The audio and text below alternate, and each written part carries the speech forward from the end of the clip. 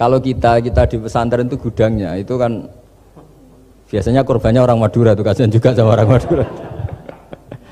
Itu kalau mereka ketangkep polisi ditanya, sudah tahu ini pelanggaran, tahu Pak? Kenapa melanggar? Gak tahu Bapak di situ sih. Jadi itu kan cerminan pikiran kita semua. Kalau gak melanggar itu bukan karena takut aturan, takut ketangkep polisi. Sudah tahu kalau pelanggaran, tahu Pak? Kenapa melanggar? Gak tahu Bapak di situ.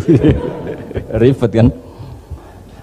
Nah, tapi sebetulnya jawaban dari pertanyaan jenengan itu ya sebenarnya Anda pasti tahu lah. Ini kan antara cerdas dan pinter itu mungkin ya pinter itu ya cerdas, cerdas ya pinter. Yang jelas mengetahui sesuatu yang semestinya itu ya kecerdasan, dan mengetahui itu ya namanya pinter gitu.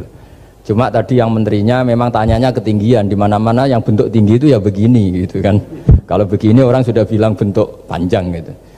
Jadi ya dalam hal ini ya pinter dan cerdas anak SD tadi yang naik tadi. Karena ya tetap dia memang benar-benar ngukur ketinggian itu, bukan kedataran. Nanti lama-lama ini bukan panjang Pak, tiduran. Tapi itu memang di beberapa dunia wali itu dunia yang memanfaatkan kepintaran dan kecerdasan. Misalnya banyak wali yang ibadahnya itu biasa. Ditanya kenapa kamu ibadahnya biasa? Loh, Allah itu enggak diuntungkan oleh ibadah saya. Ya sudah, saya ibadah standar saja lah yang wajib-wajib. Makanya di dunia wali itu lebih ngeri guyonannya. Ada seorang wali doa di multazam, ya Allah ampuni dosa saya, ampuni, dan ini tempat mustajab, saya berdoa supaya saya tidak dosa lagi. Itu jawabannya unik. Kalau orang tidak dosa, sifat ghafur saya nganggur nanti. Jadi saya ini ghafur itu pemaaf. Kalau nggak ada yang salah, lalu ini gimana ini?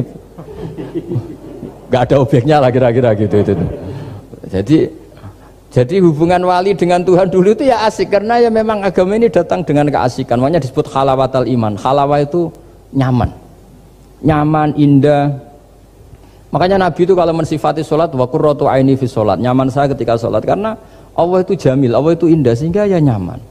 Lalu saya itu kalau mikir mati itu Pak Rektor itu ya takut kadang-kadang, wah dikubur terus ditinggalkan gitu, ribet kan. Tapi kalau setelah saya ngenangen, dulu ketika saya janin di perut ibu ya nggak tahu cara hidup, ternyata saya hidup dengan cara yang saya nggak tahu. Wong bisnis agak bisa, kerja agak bisa. Kamu ketika jadi janin kan sudah ada nyawanya, sudah hidup. Kamu bisa ngelola hidup kamu di situ? Tidak bisa kan? Ternyata bisa hidup. Makanya Allah mengingatkan wa id antum ajinnatun fi butuni ummahatikum. Kalau kamu janggal hidup kamu di kuburan, apa kamu tidak pernah hidup di kuburan? Yaitu ketika kita masih janin di perut ibu. Kalau ibu kamu seneng renang, ribet kan, sudah dalam perut, orangnya renang lagi. Udah gitu. Kadang-kadang ibu kamu sembrono, sudah ada janin masih goreng-goreng. Kalau kepeletihan gimana itu? Tapi Allah tahu cara ngelola kehidupan kita zaman masih apa? Janin. Ya kita hidup, ya ada bayi yang gendut, bahkan sampai disesar karena saking gendutnya. Wah itu bayi tauhidnya tinggi, itu sudah tahu kalau yang ngurusi Allah. Ndablek saja dia sampai gendut.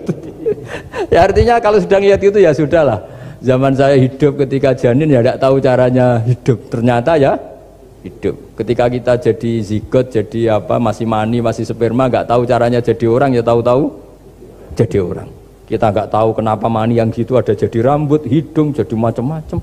Setelah besar ya tahu proposal, tahu bulat, macam-macam. Wah. Makanya kalau Kiai itu pinter anekdot. Saya pernah disewani istri Pak Rektor, melarat sekali, melarat betul. Melarat jelek, kebetulan yang tanya saya itu jelek. Wah beneran ya kata saya. Istri perempuan. Gus, suami saya itu miskin Gus, doain kaya Gus, supaya hidup saya itu enak. Terus tak guyoni. Nanti kalau suami kami kaya, pertama yang dievaluasi rumah Gus ganti, ya rumah diganti, mobil diganti, lama-lama yang diganti kamu. Karena apa? Rumah sudah bagus, mobil sudah bagus, yang nggak bagus itu kamu. Pasti diganti, tak jamin itu kata saya itu. Terus dia bilang, ya udah nggak usah Gus. Jadi untuk, karena saya ini ya mikir, saya ini kiai kan jaga image, sampai saya doakan tidak mandi kan jatuh. Ya sudah mendingan itu, mendingan tak kasih pengertian itu. Kalau suami kamu sudah kaya, kamu ganti apa? Rumah kan, terus mobil kan. Lama-lama yang dievaluasi apa? Oh kamu pasti apa? Istri kan. Jangan-jangan trennya orang kaya kan gitu kan. Trennya orang kaya kan, ya gitulah. Terus dia udah nggak usah.